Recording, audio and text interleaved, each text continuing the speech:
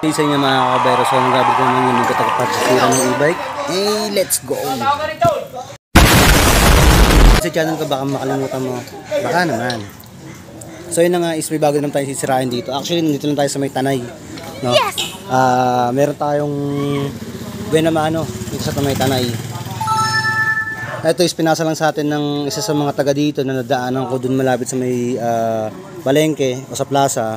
Tapos pinasa nila sa atin to kasi ang sira nito guys is which is nung controller at saka nung motor. Nadinig ko na yata yan.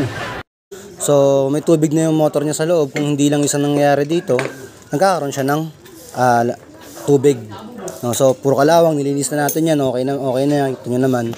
So kinakabit na sa Mr. Puente. Ayun, nakapambahay nga lang kami kasi nga taga dito lang naman sa amin, no. So ngayon, nagpalit tayo ng kanyang controller. Ang wattage nun sa kanya, ito. So ang nakalagay dito is K-Night Brine to guys, K-Night Brine. 500 watts nakalagay. So ginawa nating 1,200 watts ang kanyang controller. Oh my! No? Ngayon, okay na. Nakita ko no? So tignan na natin at tapusin na natin. Let's do this! 1 hour later. So good day sa inyo mga kabayro. So ayun na nga, tapos na yung paninira natin. Yan, niro-road test ni Mr. Puente. Sige bira. So naka 48 pa lang yan. Kaya kapag naka 60 or 72 volts na siya o 84 volts, di ba? Mas malakas na yung hagod niya. Lamor na mas maraming battery, mas malakas. Lamor na mas maraming battery, mas mabilis.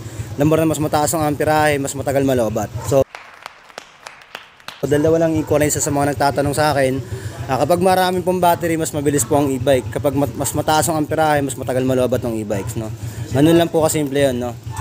So ito pwede mo siyang i-upgrade, gawin mong 4832, 4845. Depende na lang sa iyo kasi meron naman siyang backseat dito, no? Meron naman lagayan ng battery dito, kaya walang problema. Paano masabi? No? So yun na yun, tapos na. Ayan. Sampitek. May sa demonyo yata ito Maamba na, no? So let's go. Kabudol na naman tayo. A few moments later.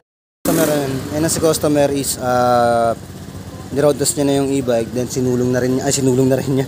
Inano na rin niya tag neto. Tanga talaga. I-test drive niya na lang, ipa-park niya na kasi nga gawa ng mag-charge nga sila. Kasi yung battery niya is na-stock, no? So ayun nung sa anak niya, shoutout sa kanilang dalawa. Baka naman.